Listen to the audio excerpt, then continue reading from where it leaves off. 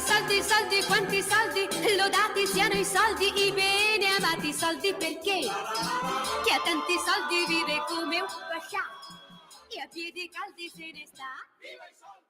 Da ora in onda, Pop Economia Rumore, a te la linea Alessandra.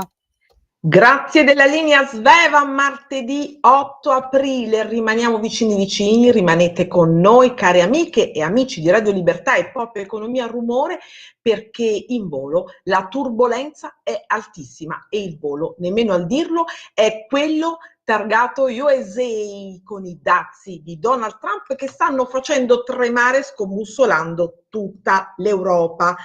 Meno male che in tutto questo caos c'è il Made in Italy che ancora tiene molto duro e chi ci fa eccellere in questo caso è il vino italiano che segna il record di 8 miliardi di export. I dati sono quelli di Ismea. Tra poco si collegherà con noi dal Vinitaly Antonello Rovellotti, un produttore di un'eccellenza italiana, il Ghemme, il pregiatissimo vino Ghemme.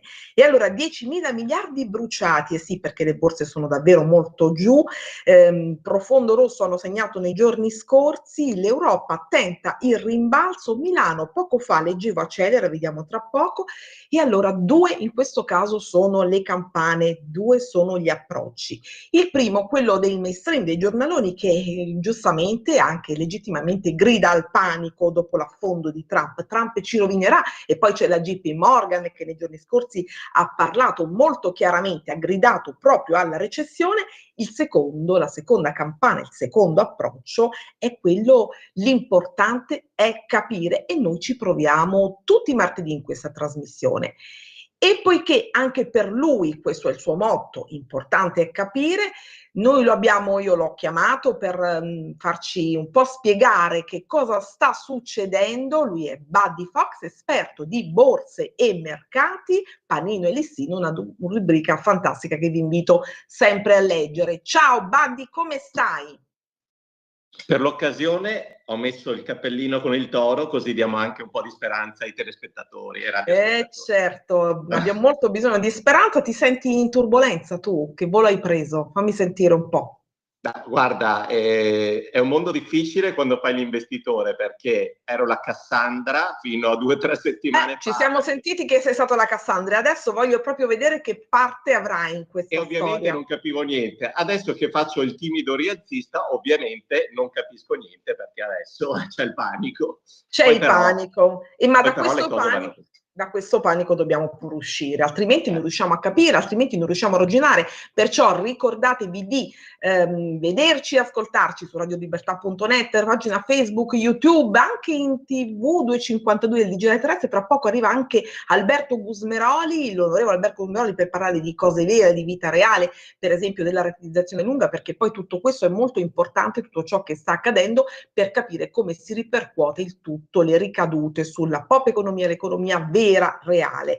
E allora, caro Buddy, c'è stato un venerdì nero, tu hai firmato sabato, ti faccio i miei complimenti, l'apertura di Libero, che so fonti che è andato davvero a ruba, per cui significa che i lettori hanno capito qualcosa di più, forse anche gli investitori sono stati un pochino più tranquilli, perché tu dici, io mi sono letta attentamente questo tuo articolo, ma ce lo spiegherai tu, Fed e fiducia eviteranno la recessione, e ho molto da chiederti su questo punto. Primo punto, è così? In questo rally spietato, innanzitutto gli investitori come possono essere tranquillizzati e che cosa devono capire? E poi è vero che Fed e fiducia eviteranno la recessione che JP Morgan dice sicura, dà per certa.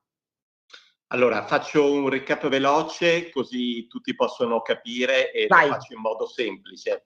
Il mainstream, come tu hai detto giustamente, i giornaloni, avendo imparato la lezione del 2016, quando scrivevano prima delle elezioni del novembre Clinton-Trump, se vince Trump viene giù tutto, crollano le borse eccetera, e poi abbiamo visto che è andato in modo diverso, scrivevano appunto questi titoli catastrofici, vince Trump, le borse salgono, non per tutti i 4 anni, ma salgono facendo dei record.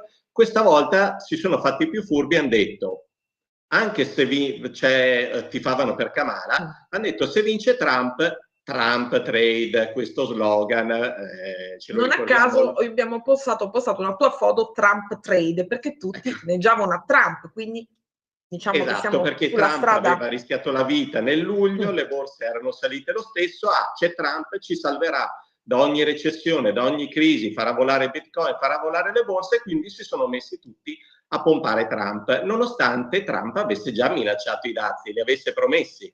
Poi Trump i dazi, perché Trump quello che dice fa, i dazi li ha messi e i giornaloni hanno avuto un buon una reazione opposta. Sì, hanno avuto un buon capro espiatorio su cui dare tutte le accuse, colpa di Trump, Trump è cattivo. Però questi dimenticavano, i giornaloni, che le cattive notizie c'erano anche prima. Sai, mi viene in mente la favola I vestiti nuovi dell'imperatore. È quella favola che racconta di questo imperatore, che non è Trump però, è il mercato, la borsa, che è super narciso, che si loda e si imbroda e viene addescato da due truffatori che lo imbrogliano e gli promettono un grande, che gli faranno, si travestono da santi, che gli faranno un grande vestito. Morale, non gli fanno nessun vestito, lo mandano in giro nudo e tutti il popolo... Il re è nudo? Il re è nudo? Esatto, il popolo che sono gli investitori guardavano il re e sebbene fosse nudo dicevano ma che elegante questo re. Poi arriva un bambino, l'ingenuità del fanciullo e dice il re è nudo. E improvvisamente tutti guardano. Tutti si accorgono, vedono la realtà con gli occhi del bambino. Esatto, e quindi gli investitori, il re nudo, si accorgono che il mercato è caro, il mercato scontava delle belle notizie che in realtà non c'erano più perché c'era sempre la guerra, c'è sempre l'inflazione, c'è l'aggiunta dei dazi e tutti si sono messi a vendere impauriti. Ma i problemi c'erano già prima. Prima non li vedevano gli investitori, adesso li vedono, non è colpa di Trump. Ora tu mi vuoi dire, Babdi, che in tutto questo non è follia, ma è strategia? Mi stai dicendo questo? E questo potrebbe fare il paio con tutto quel che mi sono letta in questi giorni, molte notizie ci hanno tormentato, anche molto diverse tra loro, quindi diciamo comporle insieme non è semplicissimo, però tra queste c'è stata una intervista alla ABC News del consigliere economico di Trump, che è il direttore poi economico nazionale della Casa Bianca, Kevin Hassett, non ci sarà sfuggita. Lui che cosa dice? Ma Trump ha una sua strategia, sembra una follia apparente, perché che cosa vuol fare? Vuol far crollare il denaro facendolo proprio appositamente. Una mossa del genere, dice lui, aiuta a spingere il denaro nei titoli del tesoro e poi costringerà la Fed a tagliare i tassi. È questa la spiegazione o c'è qualcosa di più? Allora, è giusto quello che dici, in pratica abbassando tutti i prezzi delle materie prime, tra l'altro c'era, adesso non mi ricordo chi era l'investitore che diceva che il mercato sta già facendo il lavoro della Fed. In che senso? Spiegato in parole semplici. Il mercato sta comprando titoli di Stato americani, quindi abbassando i rendimenti che sarebbero in teoria quelli di breve collegati alla Fed. Cioè il mercato sta già facendo il lavoro che dovrebbe fare la Fed rendendo il denaro meno caro, gli interessi più bassi su cui poi lo Stato va a pagare i propri debiti, perché i titoli di Stato non sono altro che dei titoli emessi dallo Stato su cui lo Stato paga degli interessi. Se fino a un mese fa questi titoli di Stato rendevano il 5%, il 4%, lo Stato ci pagava tot di interessi. Adesso che siamo andati sotto il 4, ci avviciniamo al 3, ovviamente è come un risparmiatore che ha fatto un mutuo e aveva i tassi a un certo livello dei mutui e adesso paga degli interessi più bassi. Quindi si avvantaggia. In questo Trump sta facendo la mossa giusta.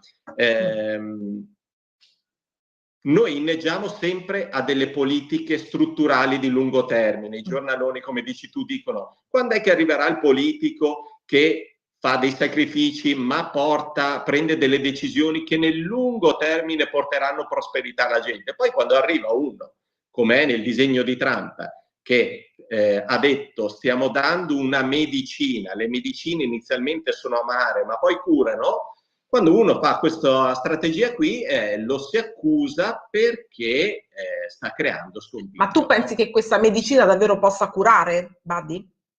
Allora, 10 anni fa, 15 anni fa andava questa storia che diceva, utilizzavano il calabrone dicendo il calabrone ha le ali piccole ma vola lo stesso. La metafora era per indicare il consumatore americano che nonostante fosse indebitato continuava a spendere e manteneva l'economia mondiale su alti livelli. Però questa non è una mossa saggia da fare, cioè le mosse sagge, che sono quelle poi della dottrina tedesca, sono quelle di io guadagno 100, non posso spendere 110 perché faccio la cicala e non faccio la formica. Questa mossa degli americani che hanno sostenuto il mondo l'hanno poi portato anche a sopportare delle crisi e ad avere un livello di vita sopra le proprie possibilità. Trump adesso dice, adesso siamo stufi di indebitarci per il mondo, vogliamo anche qualcosa indietro perché abbiamo sostenuto l'economia mondiale. Dal suo punto di vista e anche da un certo punto di vista non ha mica tutti i torti. L'Italia e gli investitori italiani sono in grado di supportare tutto questo?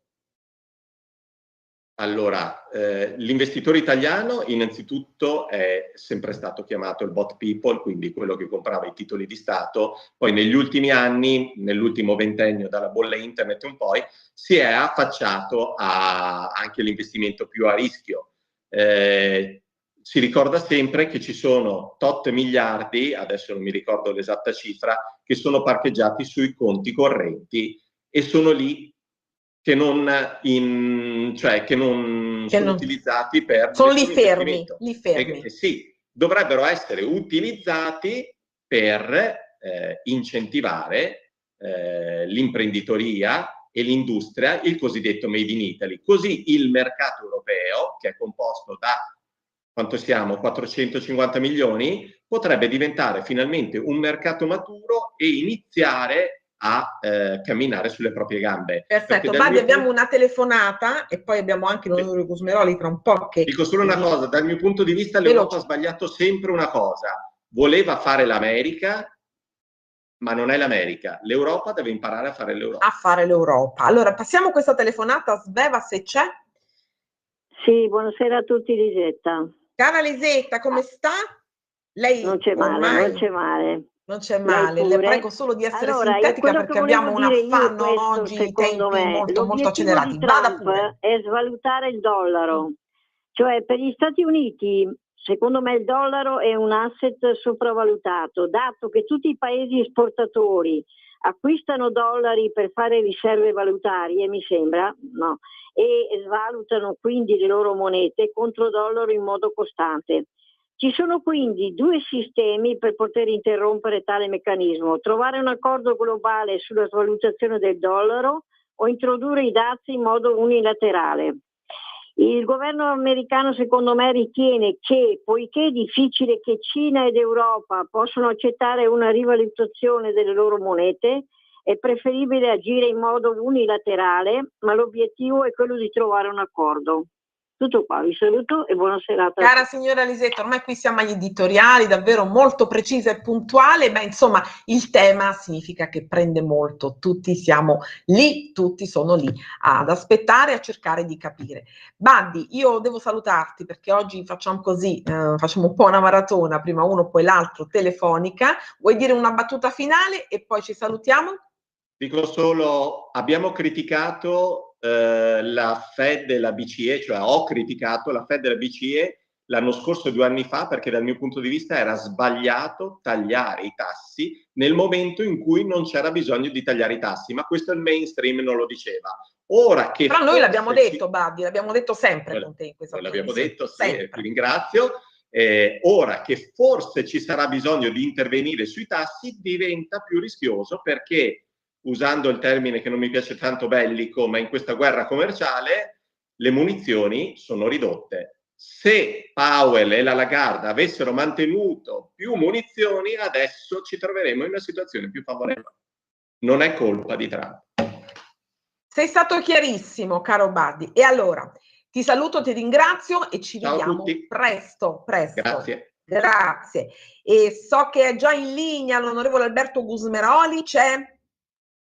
Mi sente? Buon pomeriggio a tutti, un saluto a tutti i radioascoltatori di Radio Libertà e grazie per l'invito. Caro onorevole Gusmeroli, allora Presidente Commissione Attività Produttive, Commercio e Turismo della Camera, innanzitutto come sta? E siamo all'indomani del congresso della Lega che ha acclamato di nuovo Matteo Salvini segretario fino al 2029. Noi ovviamente gli facciamo i nostri più calorosi auguri. Ci dia un po' un bilancio di questo congresso della Lega. Diciamo 1 o 2 giorni entusiasmante, tantissima gente, ottimi interventi, una linea politica chiara, no al riarmo, destiniamo, se dobbiamo fare debito, destiniamolo a cose più importanti, ai bisogni dei cittadini. La politica deve risolvere i problemi dei cittadini che non sono riarmarsi. Poi si è parlato degli aspetti fiscali, quindi sanare. E ora veniamo agli aspetti fiscali. Sul tema mi pare di aver visto molti temi: lavoro, Islam, sicurezza, energia lavoro, e aspetti fiscali. Immigrazione, insomma, una Lega in grandissima forma e un Matteo Salvini rinnovato segretario all'unanimità perché lo vogliamo tutti.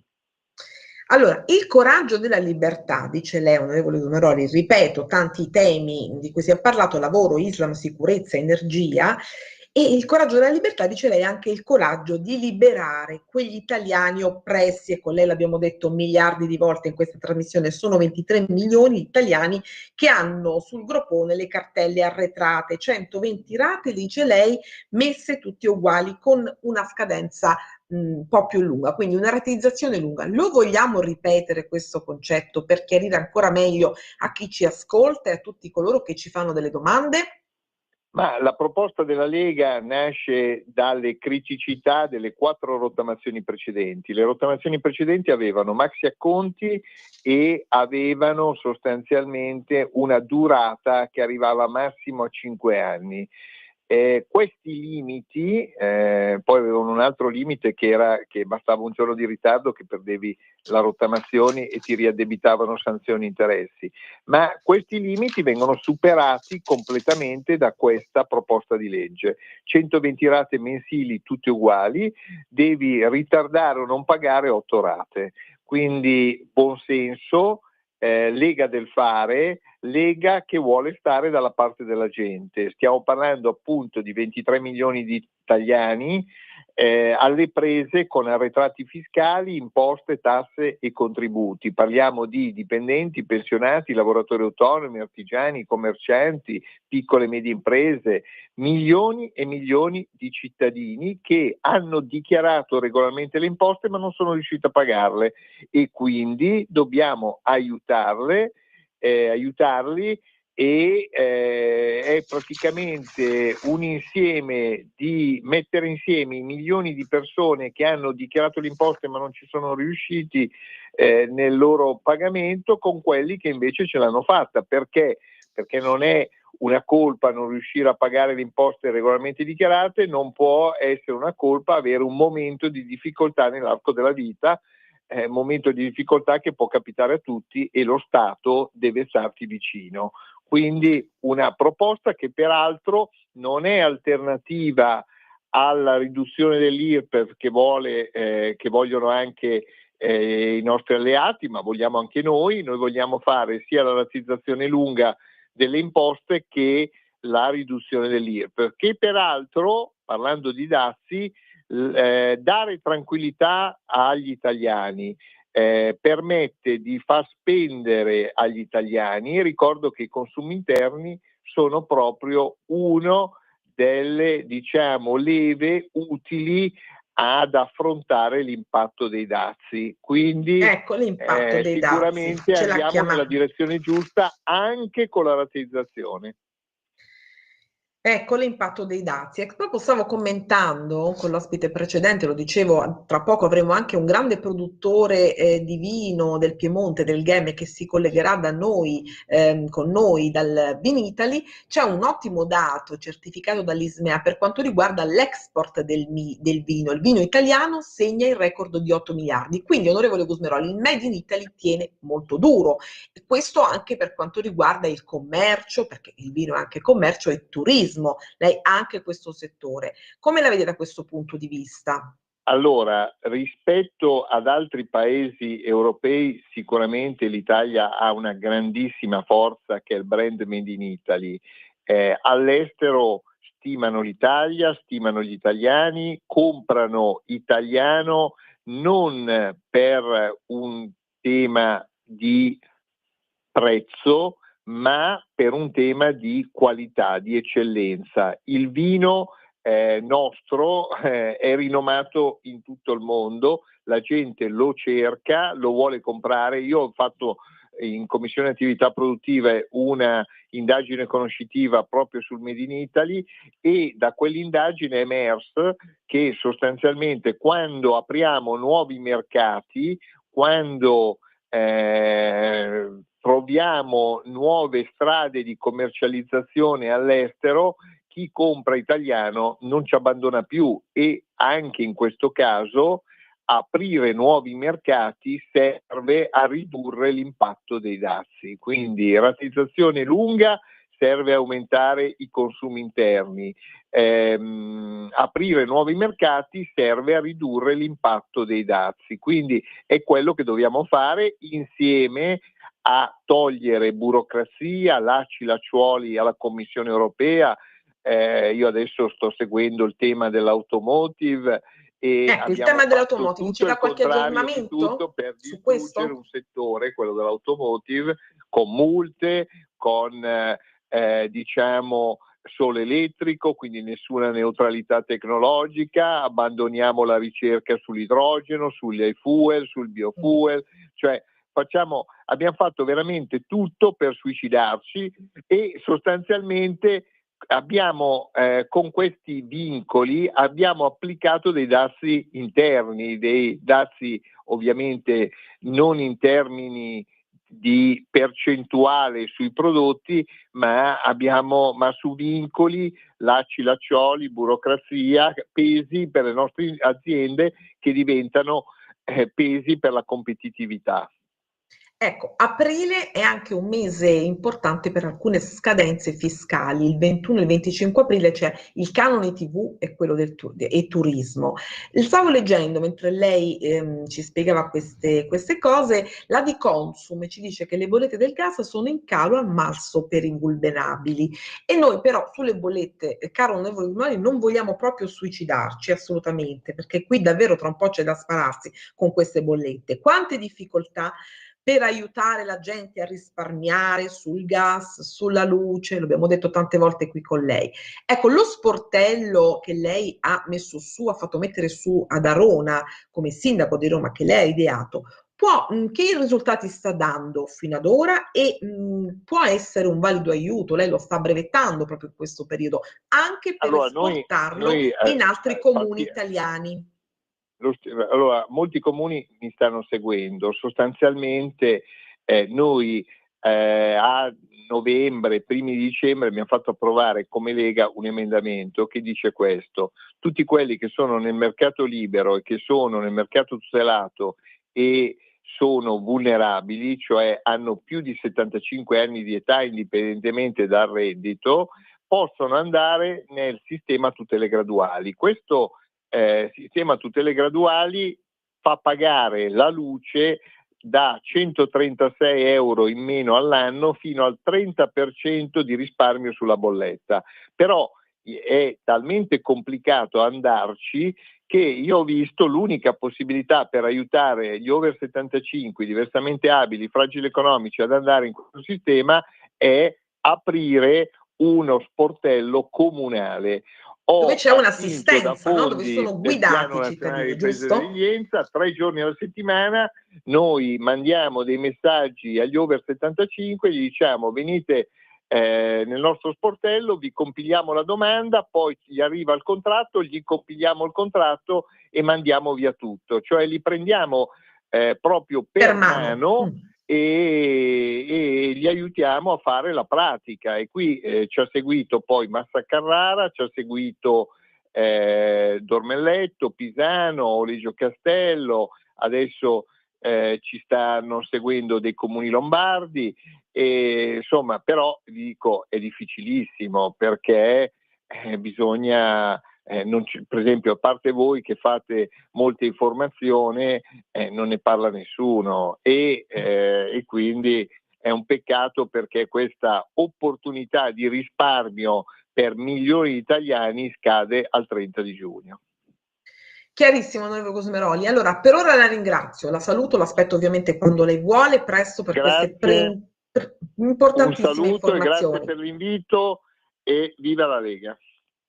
A presto. Di nuovo. A presto. E allora andiamo in pausa e poi entriamo in rumore, tutto il rumore del Vinitaly. A tra poco. Da oggi la tua radio è ascoltabile anche con la televisione in digitale. Sul telecomando della televisione digitale o del tuo ricevitore digitale puoi scegliere se vedere la TV o ascoltare la radio. Risintonizza i canali radio e troverai anche Radio Libertà, canale 252. La tua radio.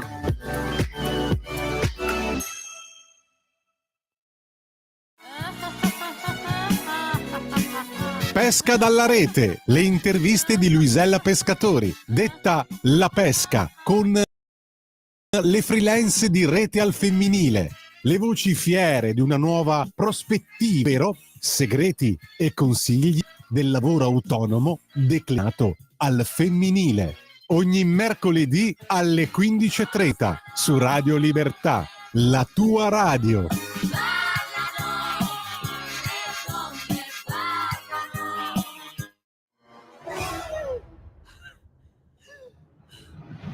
Pensa a respirare. Ora abbandonati. Che cosa vedi? Luce, oscurità, l'equilibrio. È tanto più grande. È stato un risveglio. Hai sentito? Conosco una sola verità.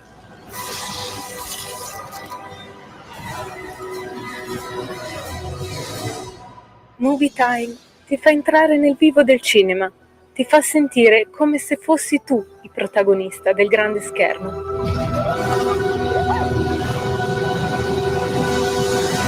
Ogni sabato dalle ore 16.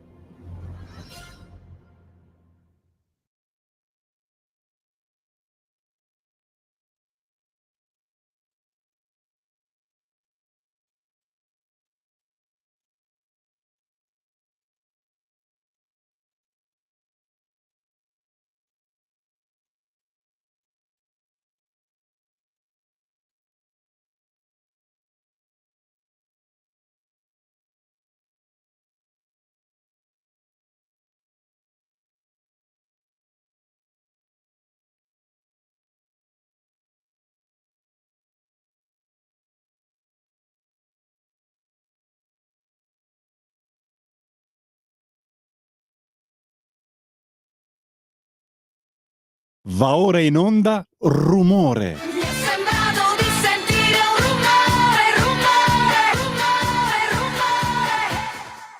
Da ora in onda Rumore. Alessandra, te la linea. E allora tutto il rumore del Vinitaly. Avete sentito Bacco per Bacco, una splendida canzone di Zucchero. E il vino italiano, l'ho detto in anticipo di trasmissione, segna un record importantissimo, 8 miliardi di euro di export. I dati sono di SMEA e nonostante i dazi e gli strazi di questi giorni sono confermati 3.000 buyer americani al Vinitaly di Verona. E allora ho il piacere oggi di avere un grande produttore di vino, di una nostra eccellenza. Il vino è il Ghemme piemontese, pregiatissimo, raffinatissimo, buonissimo vino. Lui è Antonello Rovellotti, viticoltore in Ghemme, ed è proprio in diretta dal Vinitaly. Dottor Rovellotti, buonasera, buon pomeriggio. Buonasera a lei e a tutti coloro che ci ascoltano. È un piacere sentirla. Qua, Vinitaly, sì. E le chiedo, ecco, lei si è messo sicuramente, non sento tanto rumore, quindi sicuramente si sarà messo in un posticino tranquillo per parlare con noi. E scendere fuori vicino ai gate perché dentro è impossibile parlare. Sì, lo immagino, tanto rumore, tanta vitalità, tanti rumore, produttori. Certo. lei adesso ci restituisca un po', perché noi siamo qui purtroppo un po' lontani, il clima di questo Vinitaly, e soprattutto le chiedo subito, che percezione ha lei da produttore di questo momento particolare, cioè i dazi, come sono visti lì giù al Vinitaly? Allora, premesso che noi siamo piccoli produttori, potremmo dire anche di nicchia, anche rispetto al vino che produciamo, grande qualità ma non enormi numeri, diciamo che il Vinitaly rappresenta una vetrina pazzesca nel mondo, cioè qui veramente vedi il mondo qui dentro, e noi siamo qua che sentiamo, io praticamente sono qua, ho appuntamenti, non è che aspettiamo che uno passi per caso, e le dirò, la percezione mia è la seguente: con l'Europa veramente io ho percezione addirittura proprio di aumento, di crescita, di lavoro e di serenità. Purtroppo il problema dei dazi degli Stati Uniti ha creato invece dall'altra parte un disagio, ma le dirò che è dall'altra parte il disagio. Cioè, gliela dico tutta. Me la dica tutta. Il nostro maggior produttore, il nostro maggior paese di esportazione sono gli Stati Uniti. Ecco, e lì volevo arrivare. Ecco, una bella bottiglia a Trump, magari gliela mandiamo, dottor Rivollotti, che dice? Di questo gemme fantastico. È una battuta per dire che quanto esportate voi negli Stati Uniti? Questi mi hanno ordinato il gemme, sì, subito, insomma, ma non nei numeri soliti, perché dicono, intanto adesso qui ci abbiamo sui dazi, quindi compriamo così, poi aspettiamo un attimo. E sono un po', cioè c'è bisogno, han voglia, però non vorrebbero picchiarci su 20% famigerato. Loro non vogliono picchiarlo questo 20%, è vero, gli dispiace, vero? Gli dispiace, e quindi hanno questa situazione di attesa che non dura da ieri, da quando il presidente lì ha messo i dazi, ma dura da qualche mese prima, questa situazione di attesa e di poca propositività da parte americana, ecco, per dirla tutta. Ho capito. Voi esportate molto negli Stati Uniti. Quanto esportate? Posso chiedergli qualche dato? Posso chiederglielo? Cosa vuol dire il numero di bottiglie? No, ma insomma, avete una bella fetta di esportazione. Le dirò che noi siamo un'azienda che produce 70-80 mila bottiglie. Mediamente di queste ne vanno 15.000 negli Stati Uniti. Ecco. Quindi, perfetto, escluso il resto dell'esportazione, quello rappresenta oltre il 20% del nostro fatturato. Perfetto, quindi è una fetta grossa. Se poi questa è una bella riduce fetta, una fetta a bella meno, è consistente. chiaro che dovrò trovare altri sbocchi, ma insomma non sarà poi tanto difficile, ma sarà poi in Europa. Ecco.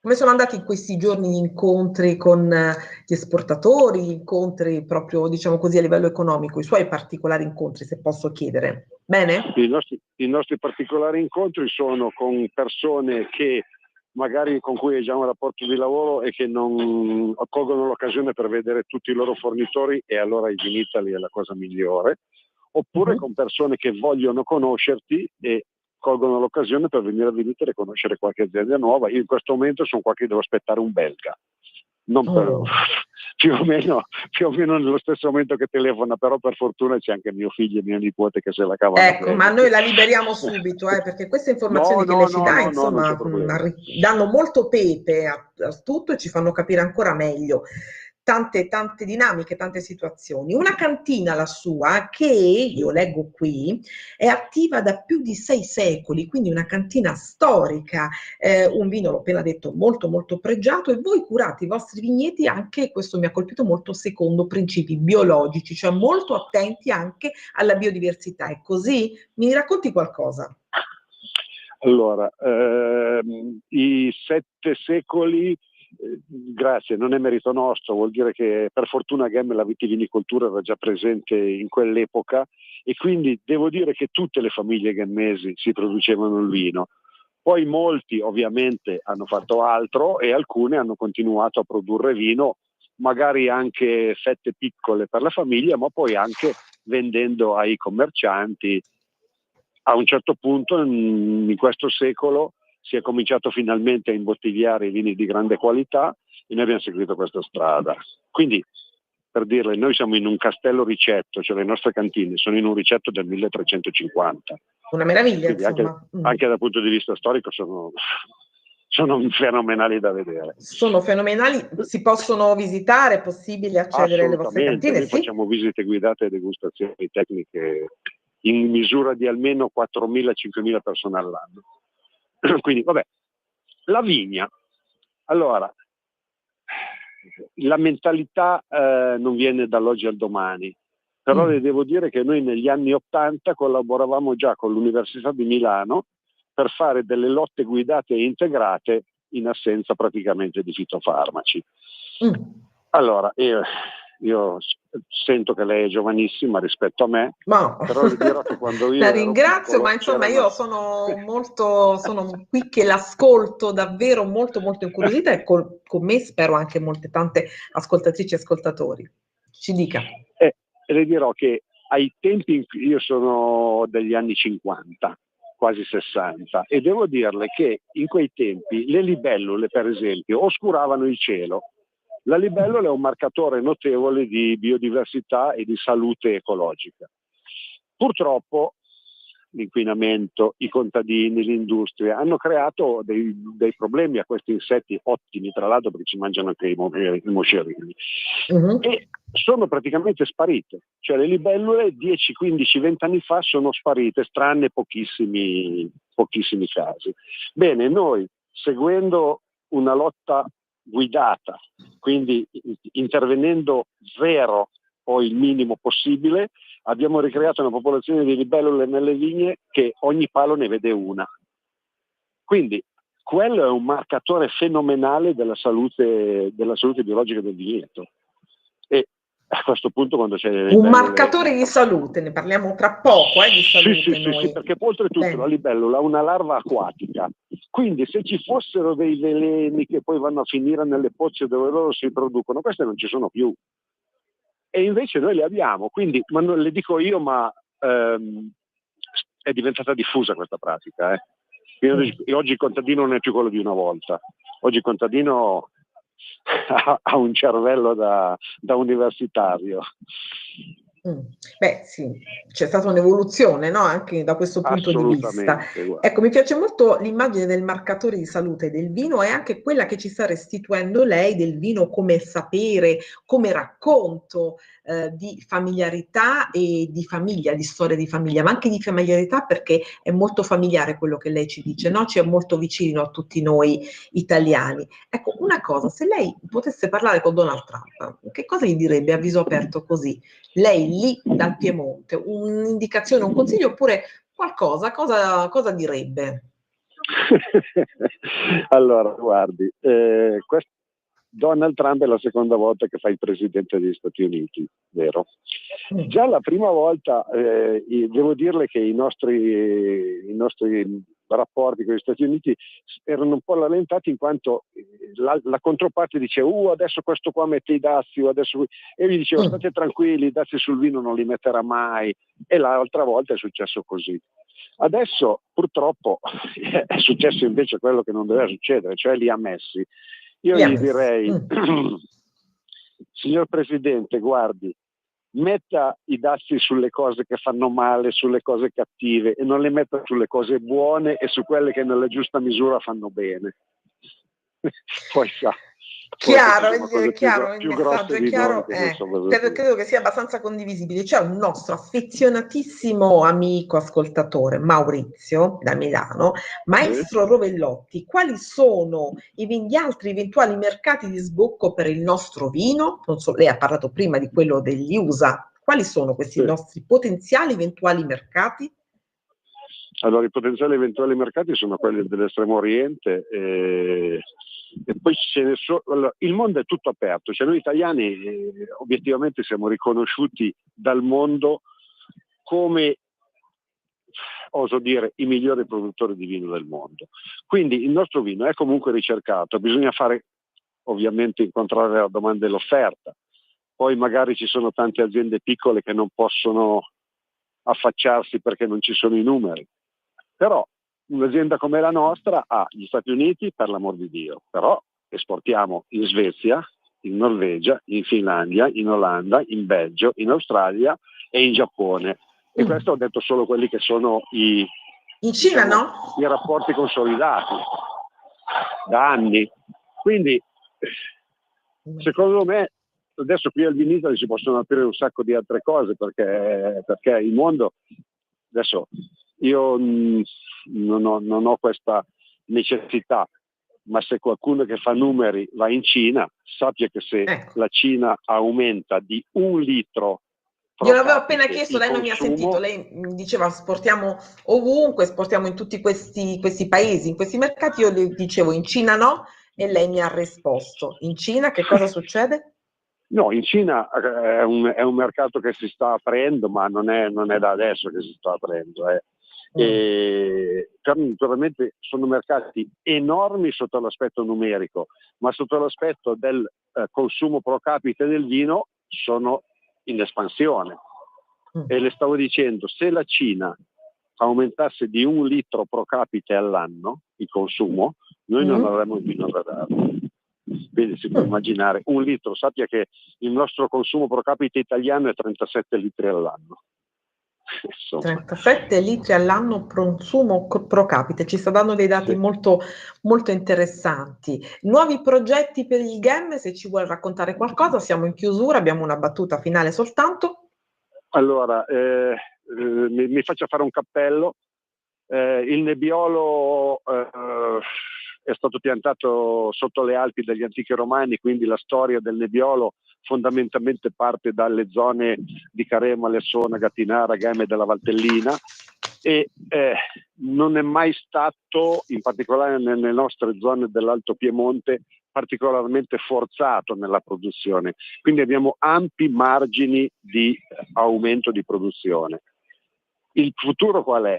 Portare a conoscenza di tutti questo tesoro, e creato il mercato, ragazzi, non c'è problema, perché già adesso ci sono investimenti stranieri nelle nostre zone, gli stranieri.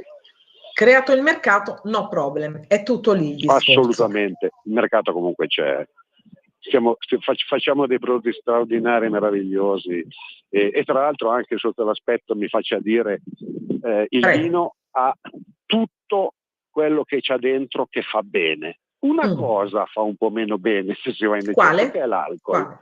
È l'alcol. Tutto il resto, antiossidanti, antociani, flavonoidi, fanno un bene straordinario. Quindi nella giusta misura è una cosa che fa veramente bene al fisco, nella giusta misura. Tutto nella giusta misura. Allora, Antonello Rovellotti, io la ringrazio moltissimo. Ci risentiremo se vorrà presto. Le auguro davvero tante cose belle per il suo GEM e buon rientro lì dal Vinitaly. Grazie, e quando vorrete venite a trovarci in via Interno Castello, perché c'è un castello Ricetto del 300 meraviglioso, anche non per il vino, visitiamo pure anche solo Ricetto. Grazie, con grande piacere, è un messaggio che diamo a tutte le nostre ascoltatrici e ascoltatori. A presto! Arrivederci a tutti. Arrivederci. E allora il vino è un marcatore di salute, ce lo ha detto molto chiaramente Antonello Rovellotti, e oggi chiudiamo questa trasmissione con un po' di buona salute, ce lo auguriamo, di sanità. Credo che abbiamo già in linea telefonica l'onorevole Luciano Ciocchetti, vicepresidente della Commissione Affari Sociali della Camera dei Deputati. Onorevole Ciocchetti, è in linea? Credo sia caduto, vero Sveva? In questo Alessandra, momento lo richiamo subito. Lo recuperiamo. E sì, mi piaceva molto questa cosa che ci ha detto Antonello Rovellotti, marcatore di salute. Il nostro vino italiano, un'eccellenza. L'unica cosa che fa male, diceva Rovellotti, è l'alcol, ma insomma possiamo recuperare, no? Bevendo, gustando il vino nella giusta misura. I dati sono davvero molto buoni e questo ci fa ben sperare, perché ci sono gli 8 miliardi di euro di export, ce lo dice l'Ismea, nonostante i dazi ci sono stati 3.000 buyer americani al Vinitaly e quindi il Made in Italy tiene durissimo, e tanti imprenditori si stanno già molto organizzando per fronteggiare nella maniera più opportuna i dazi, per farne anche una sorta di opportunità. Martedì prossimo, vi annuncio, è la giornata del Made in Italy e ho intenzione di preparare per voi una puntata straordinaria con tutti tutti i protagonisti del nostro Made in Italy, per vedere quanto vale veramente questo Made in Italy, come viene recepito e interpretato all'estero il nostro Made in Italy, quanta salute ci regala il nostro Made in Italy e soprattutto come possiamo sfruttarlo noi e quali sono i veri capitani di impresa, anche quelli un po' sommersi, che tutti i giorni fanno sacrifici per regalarci le eccellenze. Allora, vediamo un po' se abbiamo nel frattempo recuperato l'onorevole Luciano Ciocchetti. Sveva, dammi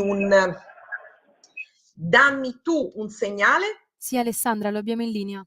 Ce l'abbiamo. Allora, onorevole Luciano Ciocchetti, la ripresento, vicepresidente Commissione Affari Sociali della Camera dei Deputati. Benvenuto qui a Rumore, a Pop Economia Rumore, Radio Libertà.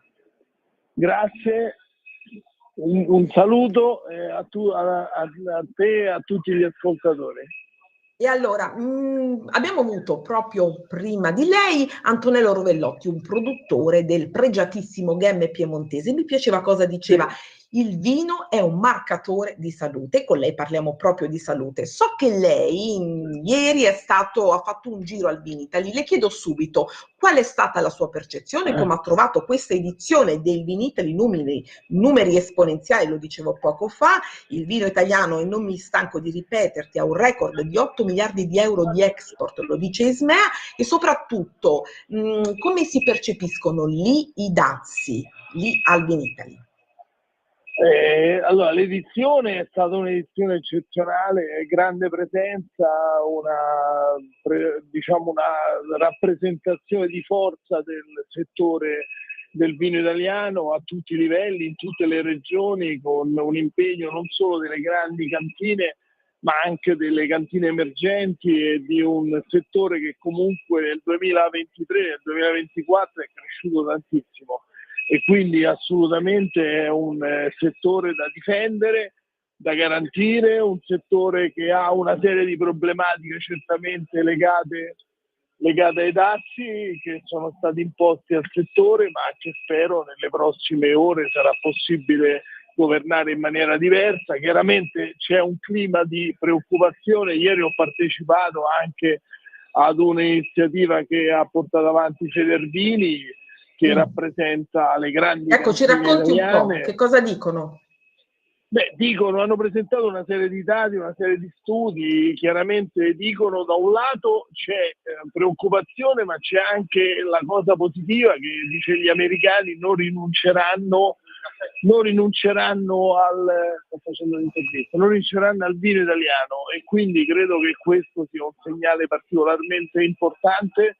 E quindi ci sarà sicuramente anche una trattativa forte con i buyer, oltre 3.000, che in qualche modo sono stati rappresentati al Vinitaly di Verona, che hanno tutto l'interesse di continuare a fare commercio del vino italiano. So che oggi una delegazione è stata riunita a Palazzo Chigi proprio perché è uno dei settori maggiormente da attenzionare da parte del governo e da parte del Parlamento.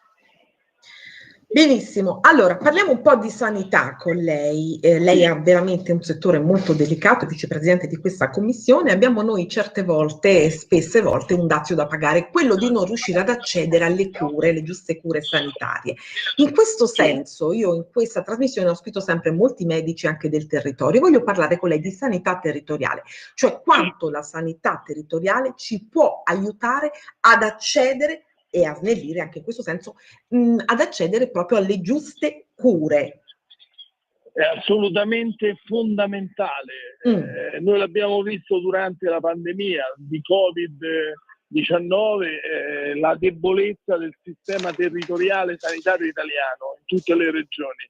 Dobbiamo assolutamente risolvere questo problema.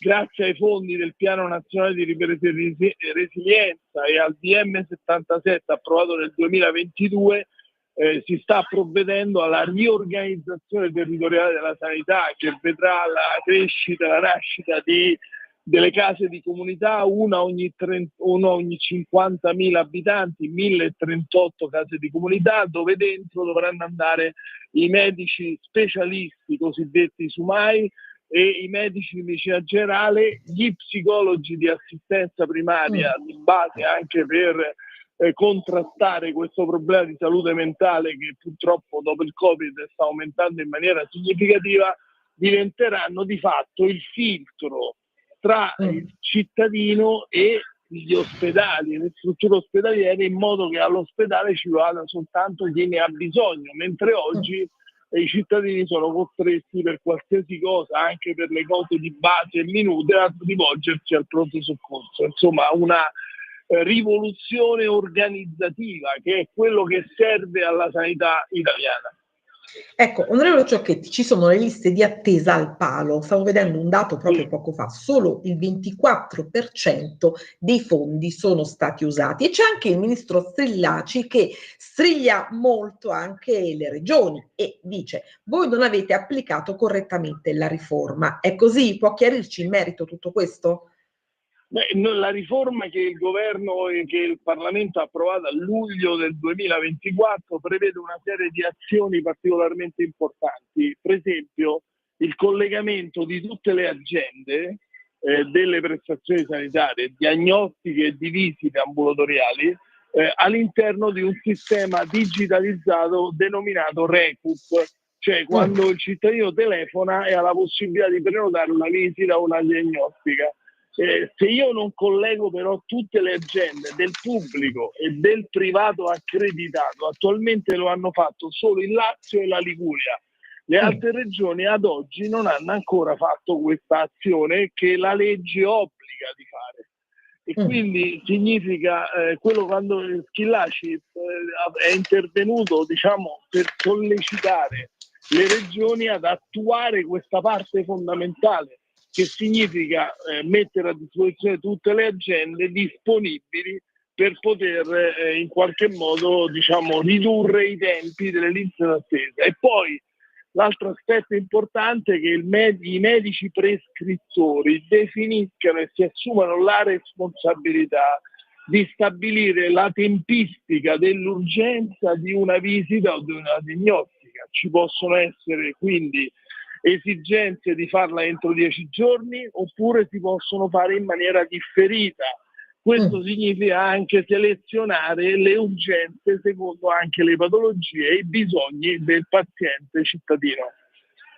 Chiarissimo. Un'ultima battuta alla quale anche tengo molto, un tema su cui calco spesso: la disabilità per i diversamente abili, perché la salute è anche tutela verso queste categorie che sono ovviamente le più fragili. Per quanto riguarda le barriere architettoniche, mi ha colpito molto un report che ho letto su Roma. Ora, tutti sappiamo la situazione di Roma, bellissima, meravigliosa città, ma insomma, dal punto di vista delle buche, dei crateri, anche in questo momento del Giubileo, tutte le persone in difficoltà, anche fragili, diversamente abili, sottolineo, che vanno a visitare il Giubileo si trovano davvero in grandissima difficoltà, perché le barriere architettoniche e soprattutto i disagi causati da una città che ha un cratere aperto continuamente, soprattutto per le buche e insomma le strade poco agevoli, e non voglio soffermarmi su tutto quello che già sappiamo, danno fastidio. Allora, come fare in questo caso?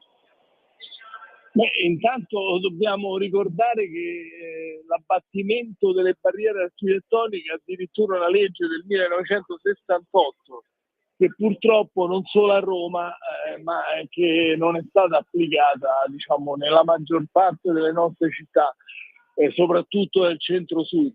Quindi questo è un problema serio, molto importante, che riguarda certamente Roma e gli interventi legati al Giubileo, ma è un problema di cultura.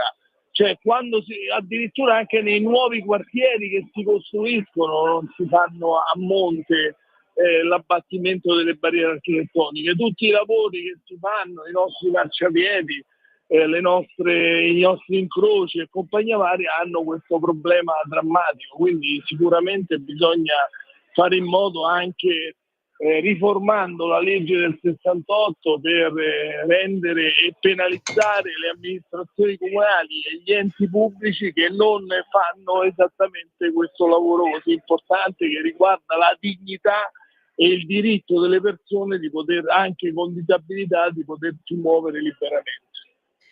Bene, e allora anche questo e soprattutto questo è un tema sociale, ecco perché le ho fatto questa domanda. L'aspetto a breve per condividere insieme questi temi e per darci anche maggiori informazioni che ovviamente noi non possiamo saperle tutte quante. Grazie onorevole Luciano Ciocchetti. Buon lavoro. A presto. E allora io saluto tutte le ascoltatrici e gli ascoltatori dopo una puntata abbastanza fitta. Siamo partiti dai dazi, dall'economia, alla lunga reatizzazione che ci ha spiegato molto nel dettaglio l'onorevole Gusmeroli, al vino, alla sanità. Insomma, abbiamo spaziato un po' su tutto perché anche questa è pop economia e soprattutto molto molto rumore. Grazie, a martedì prossimo. Avete ascoltato Pop Economia.